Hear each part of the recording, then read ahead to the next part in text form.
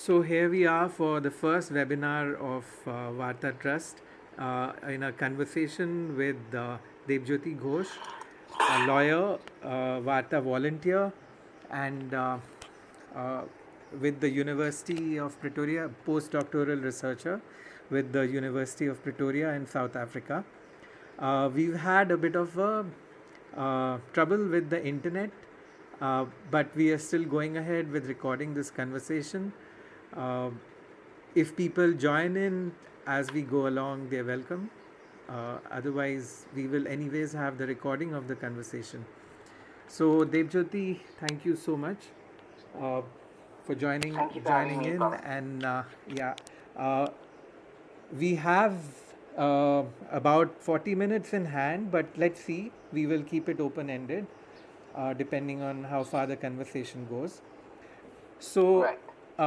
how about you starting off with your thoughts on queer marriages in India?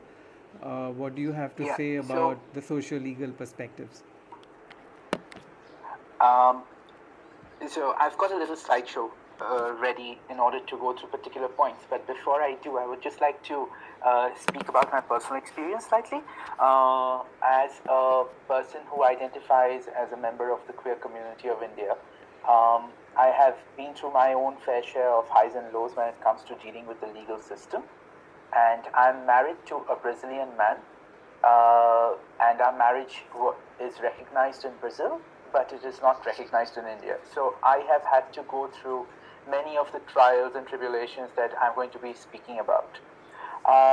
So I would like to share my screen with you. Anyway, I can see the presentation, so Right. we can go through this. Okay.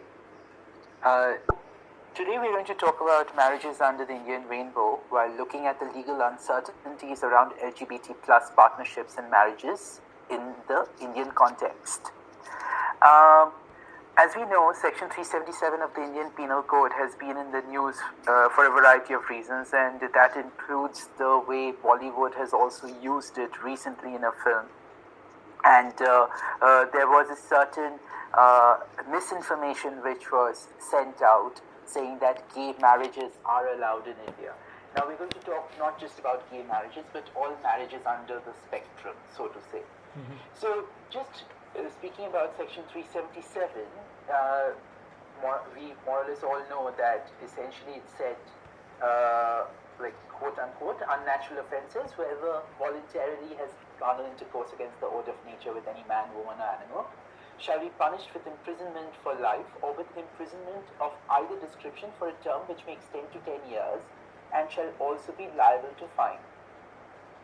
On the 6th of September 2018, the Supreme Court of India unanimously declared the law unconstitutional insofar as it criminalizes consensual sexual conduct between adults of the same sex. So non-consensual acts and acts between an adult and a non-adult and bestiality are still guided under Section 377 and penalized. Marriage or partnership between people of the same gender was left out of the ambit of the judgment. Now we quickly go and have a look at the NALSA verdict and the Transgender Persons Protection of Rights Act 2019. The verdict gives recognition to people who do not identify on the gender binary, that is, either as a man or as a woman, or might identify as either without actually being biologically assigned that gender at birth. It gives legal body to the notion of third gender, which is something particularly unique in the South Asian context, as we know. And it encourages steps to be taken to ensure socio-economic rights because of the history of deprivation that people who do not identify along the gender binary have faced in India. Now, what is interesting is that part of the judgment talks about how the use of the gender binary in legislations leave out transgender people. And within those legislations, they have spoken about the right to marry, rather the different acts around marriage and so on and so forth, without explicitly saying that transgender people or people who identify as the third gender or in the gender non-binary have the right to marry. The Act, the Transgender Persons Protection of Rights Act 2019, is a watered-down version of the verdict, as we know, and it has come under a lot of flack. However, many people do see it as a step in the right direction. What it does not do is talk about marriage at all. Yeah. Now, marriage in India is guided under a variety of laws. Some of them are known as personal laws and others are statutory. For instance, we have the Special Marriage Act, which was essentially created to house all interfaith marriages, intercaste marriages under it. Then we have the Hindu Marriage Act, which guides people who identify as Hindu or various religions who have been put under like a motley of religious minorities who have been put under the ambit of the Hindu Marriage Act just to make the legal aspects of it easier. For instance, Sikhs and Buddhists are also considered under the Hindu Marriage Act. They are also guided under other personal laws. For instance, the Islamic personal laws do guide how marriages are registered and how marriages take place. Now, we have different types of marriage in India. For instance, we have social marriages, which are exchanging of vows in front of family and friends, exchanging rings, going through traditional religious ceremonies, which have no legal binding unless between two people of opposite genders. Now, what is interesting over here is that because India is a country which is steeped in different religious cultures, different traditions, our legal system actually allows that expansive notion of allowing people to get married within whatever traditional rites and rituals they have without necessarily registering the marriage under any law. That marriage is legally valid in a court of law as long as there's some sort of a proof that the marriage has taken place. However, what is limiting in this matter is the fact that it is generally between opposite genders. Now, a legal marriage is a marriage registered with the marriage registrar under the laws of India. Heterosexual marriages are also encouraged to be registered for the sake of easier paperwork. For instance, a passport. A husband and a wife who want to go abroad need to apply for passports together sometimes, and sometimes a spouse is dependent on the other spouse financially. In this situation, having a passport in like where your marriage is declared makes it easier to get a visa. Right. Now, implications of the marriage registered under law is firstly you have an officially recognized spouse or partner. When it comes to inheritance of property or any kind of program that is meted out, or even opening a bank account for that matter, it becomes slightly easier. Hospital visitation rights during a health crisis are extremely important. If you are not recognized as a spouse, as a friend, you are not allowed the same visitation rights as a family member. Better legal protection in case of domestic violence or the dissolution of a relationship is quite obvious because in India, especially, we have very strong laws when it comes to spouse-based domestic violence or when it comes to divorce laws. For instance, if there is no marriage, legally recognized marriage, then in the dissolution of a relationship, it becomes very difficult to claim alimony or financial support for raising a child and so on and so forth. Right. So, implications for people who are married under foreign law but not recognized in India. By this, I particularly am referring to people who fall outside the heterosexual, heteronormative marriage confines. So we are talking about people who have married people of the same gender or a transgender person and so on. No immediate legal rights as partners, first and foremost. You can come into the country but you will not be recognized as a partner. No spousal benefits from government. So even if an Indian is marrying another Indian abroad and comes back to India, Debjyoti? If they are not of opposite genders, they will not get any spousal benefits from the government. Mm-hmm. It is difficult to get joint bank loans or even open bank accounts because many banks do not recognize partnerships or which are considered to be legal abroad in different countries but not legal within India. Now, what is important over here is that marriage which is not heterosexual is not illegal in India. It is just that it doesn't have any legal recognition. So nobody can stop you from having a social marriage, but you cannot get it registered.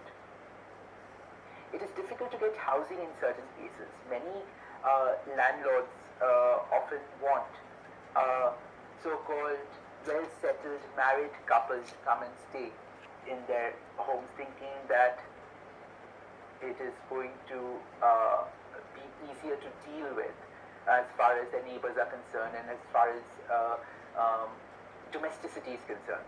Mm-hmm. So seeing people who are like, say, two men or two women or a transgender person and a cisgendered person coming together and wanting to live in a place, first and foremost, transgender people till date face a lot of discrimination in India.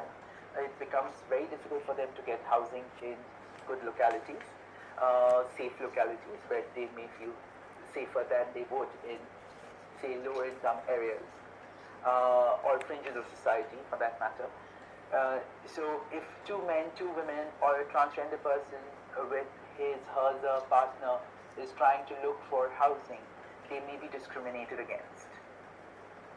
It is difficult to be nominated as a legal heir in the case of the demise of a partner. No. What happens is, while my marriage may be recognized in a different country, because it is not recognized in my country, India, should something happen to me, my Brazilian partner would find it difficult to inherit whatever I've left behind. The only way around it is to write out a will. But even then, that will can be contested by people who are related to me, say for instance my siblings, my parents, my nephews and nieces, saying that this person has got no legal right over my uncles.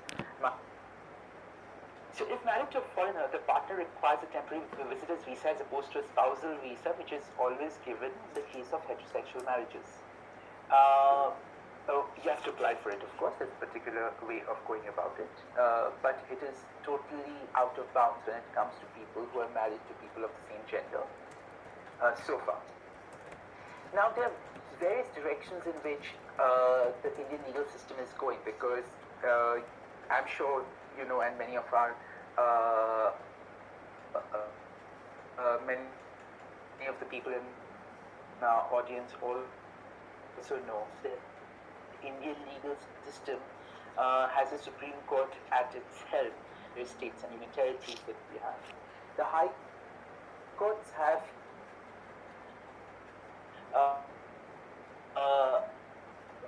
jurisdiction over particular constitutional issues, and many progressive decisions have been taken. However, we have also seen a situation where, for instance, in Section 377, we got a progressive High Court decision which was overruled later by the Supreme Court.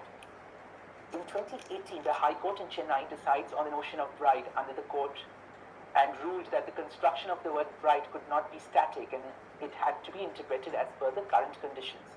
Accordingly, given that transgender persons have the fundamental right to a self-identified gender, bride under Section 5 of the Hindu Marriage Act 1955 should be read to mean not just a person assigned female at birth, but also transgender and intersex person who identifies as female.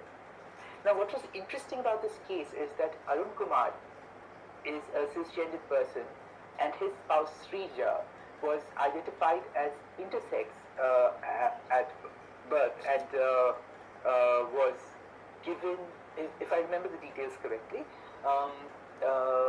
but throughout her school life, she was assigned male on all her cards, on her report cards, on her school certificates, and so on.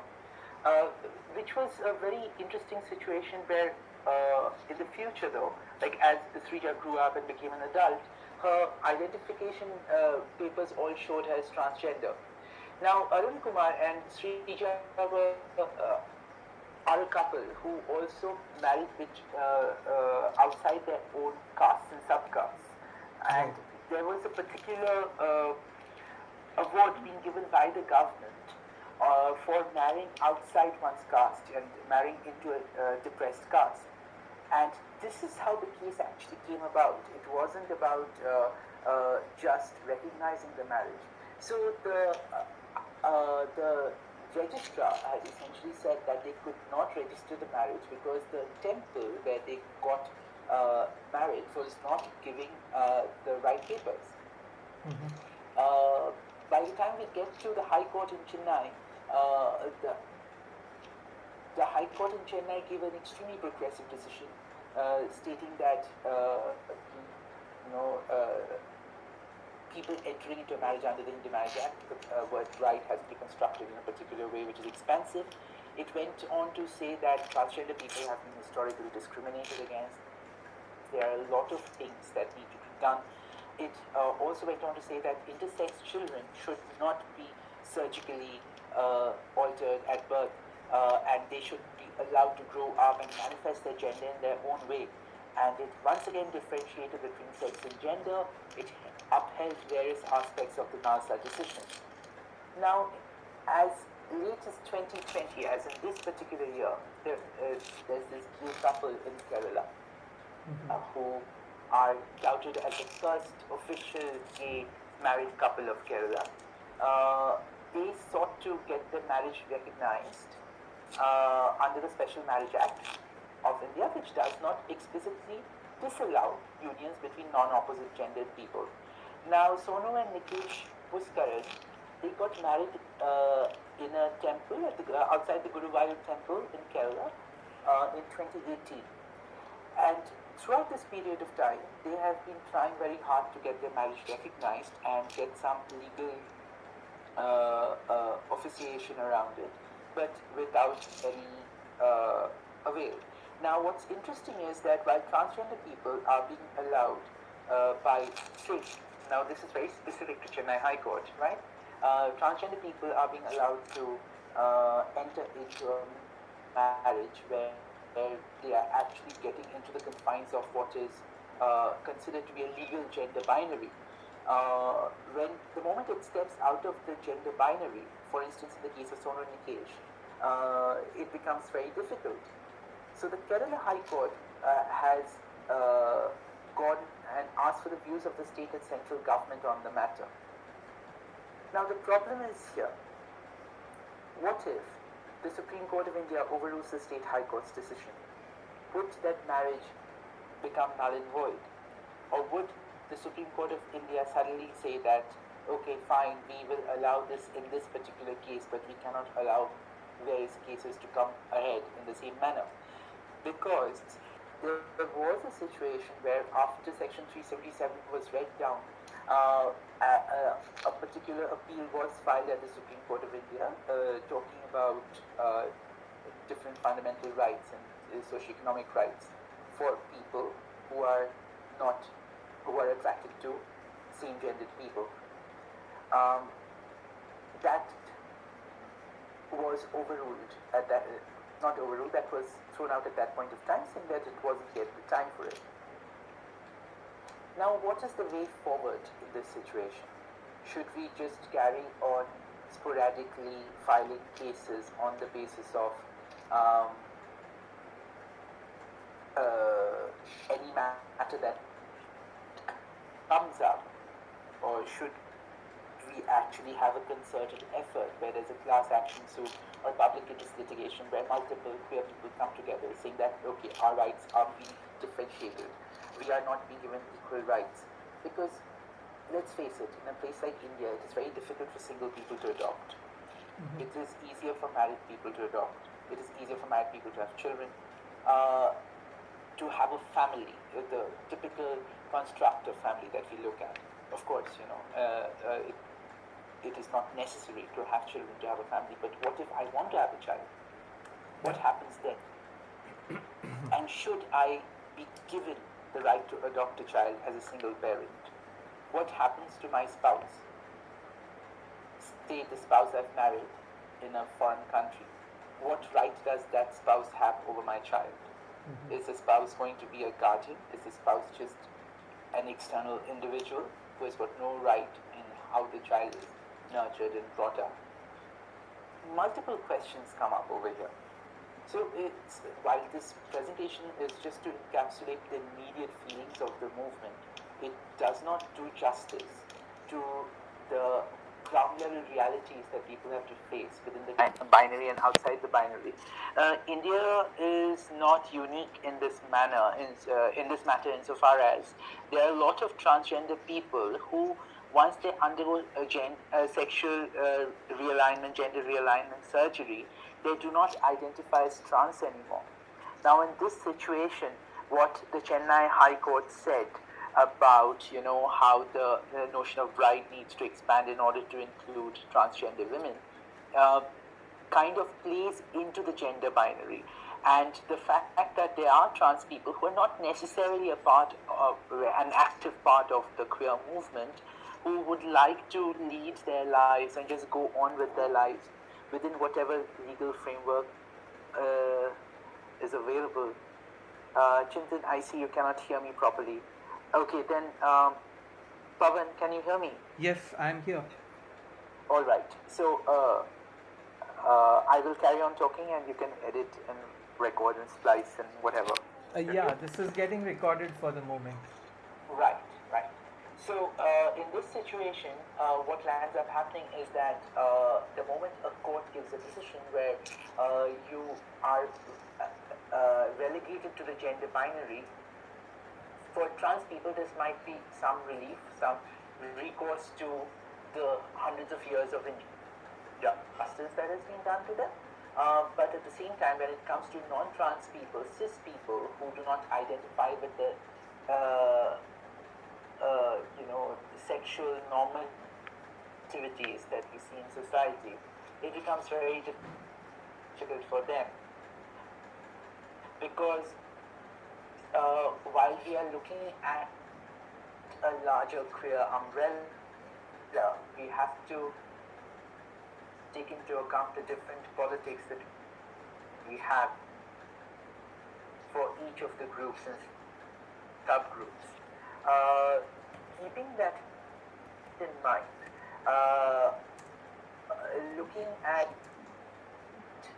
trans people who do not identify with the gender binary, they too may be able to get some legal recourse because of the Nalsa judgment and the expansive way in which it was written.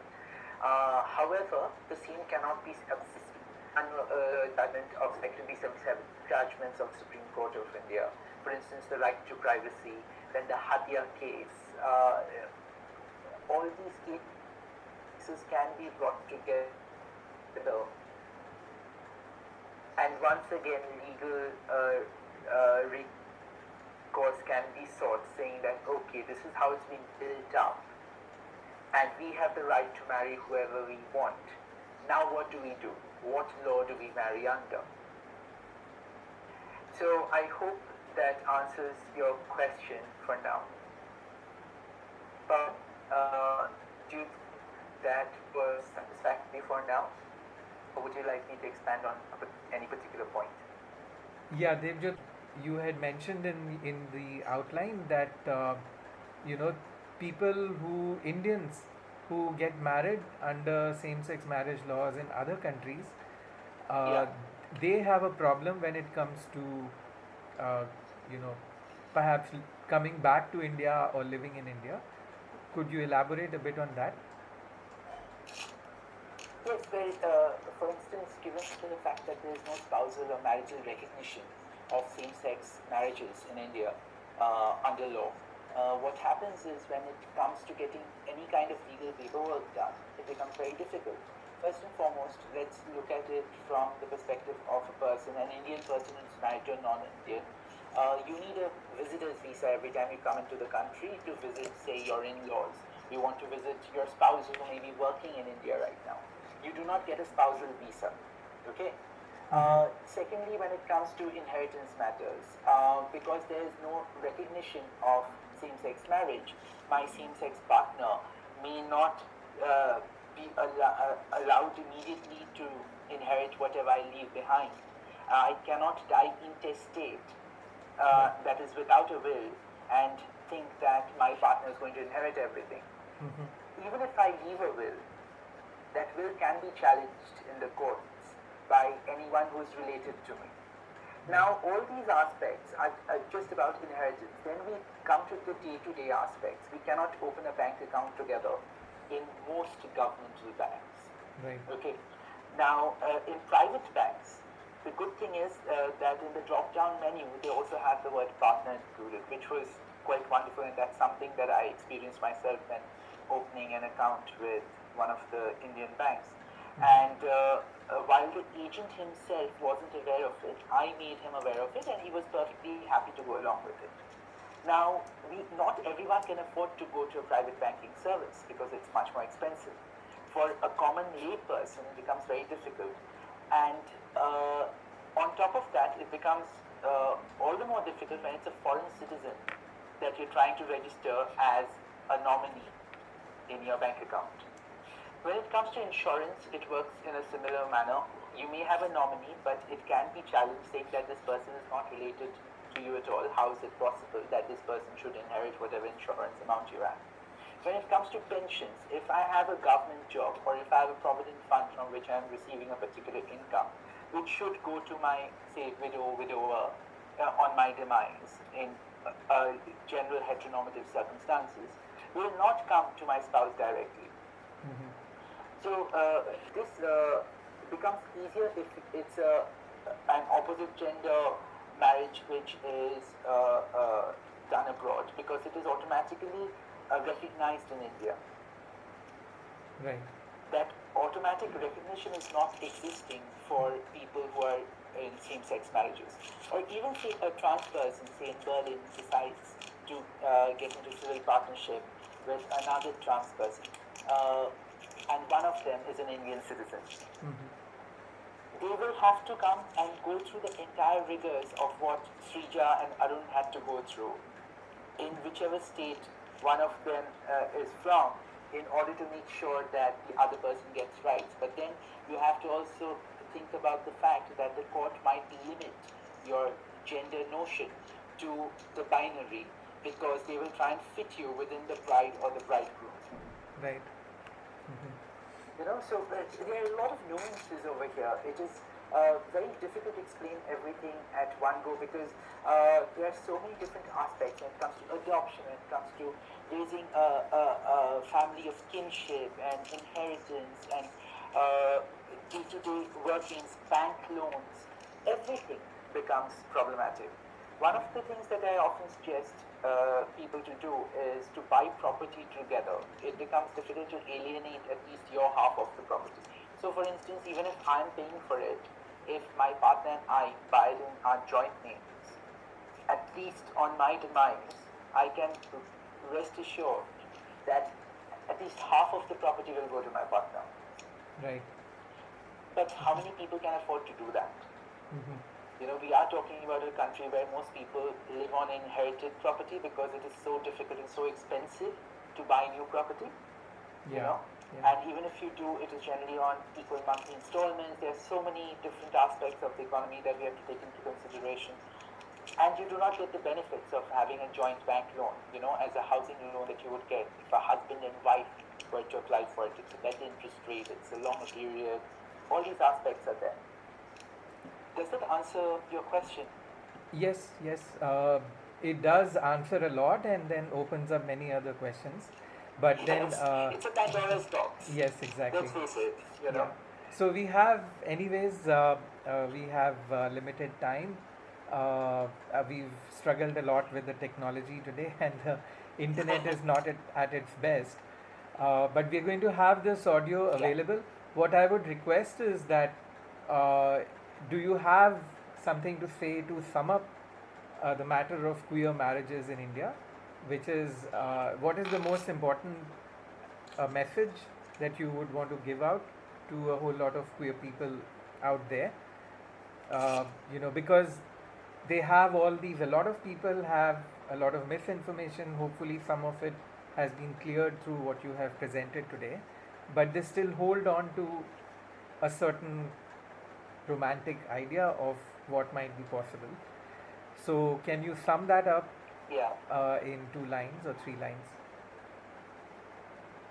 Yeah. Well, first and foremost, marriage is not about romance. Marriage is about making sure that you have hospital visits, sure that you're secure. Right. It is something that we need to fight for, to understand where the insecurities lie. The more we romanticize the notion of marriage, the more the courts will also be willing to relegate it to social aspects. Oh, sure, you want to have a white wedding, go right ahead and have a white wedding. You want to have 100 priests chanting Vedic chants at your wedding, go right ahead and have it. There's nothing to stop you from doing that. But what are the legal reasons for which we need a marriage? There is a way forward. For all the queer people in India who are listening to this, there is a way forward. It's just that we have many fights left before we can get there. There are enough loopholes in our laws. There are enough places where we can actually fit in, and we have managed so far to slowly try and inveigle ourselves into different, very heteronormative patterns. We've been trying to break those down and make it more expansive. However, the battle has just started, and this is just the first battle. We'll have multiple battles to go through. We've barely reached a place where we have received social recognition of the third gender, social recognition, legal recognition of the third gender, legal recognition of gender non-binary people, legal recognition of the decriminal are just at the base of a mountain. We are yet to scale it. Right. Thank you But the so fact much. that we've reached the base itself is a huge deal. Right, right. So we shouldn't, thank you so much, Pawan. Yes, thank you so much, Debjyoti. Thank you, Chintan, for joining in.